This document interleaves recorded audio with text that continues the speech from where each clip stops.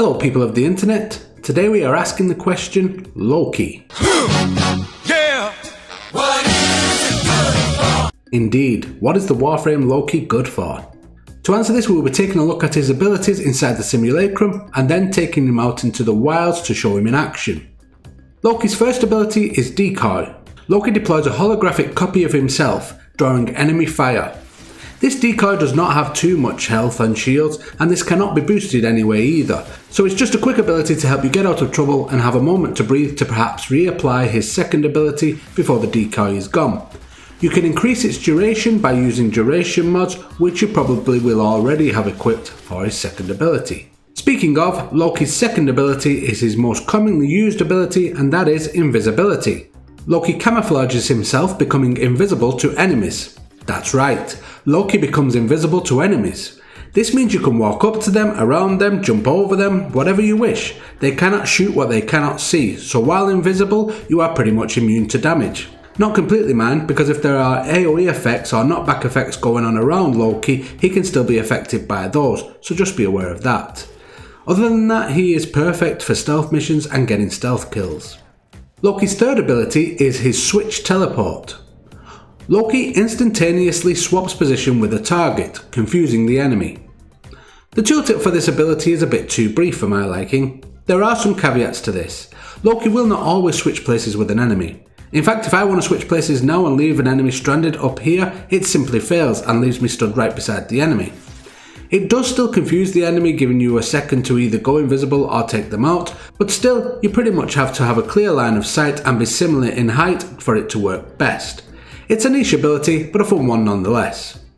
Loki's fourth ability is his ultimate ability, Radial Disarm. This lets forth a wave of energy, disrupting the projectile weapons of enemies in range and forcing them to revert to melee combat. This is great when used in synergy with other Warframes such as Frost or Nova later on in higher level missions. Using Loki to completely disarm the enemies in your immediate area and then using Frost's Snow Globe or Nova's slow ability to slow the enemies can make them easy pickings for you and your team.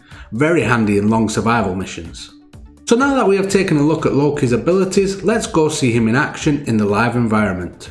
First off, we will look at what most people will be using Loki for in the early game, and that is spy missions. Loki's invisibility lends itself perfectly here.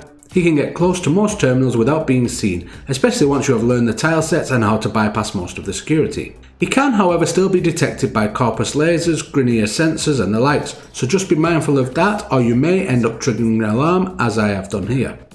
Loki is also very good at getting in and out of missions quickly when you just want to get the job done and not linger too long. For instance, this is a capture mission. I have used Loki's invisibility to basically find the target and take them down without ever being seen. I can now leave the same way and have the mission done in just over a minute or so. Now that we have seen Loki in action, you may be wondering how you can get your hands on him. Loki can be obtained from the mission Samath or Samath on Neptune. In this mission you will be sent to assassinate the Hyena Pack. These bosses will attack you in a pack of up to 4. Generally, if you play this mission solo though, you will only be facing 2 of them. They jump around a lot and pack a punch at lower levels, so be sure to come equipped with a decent Warframe and weapon, as they can be a handful the longer the fight goes on. They have alloy armour, so are weak to radiation damage, so you may want to bear that in mind when modding for this fight.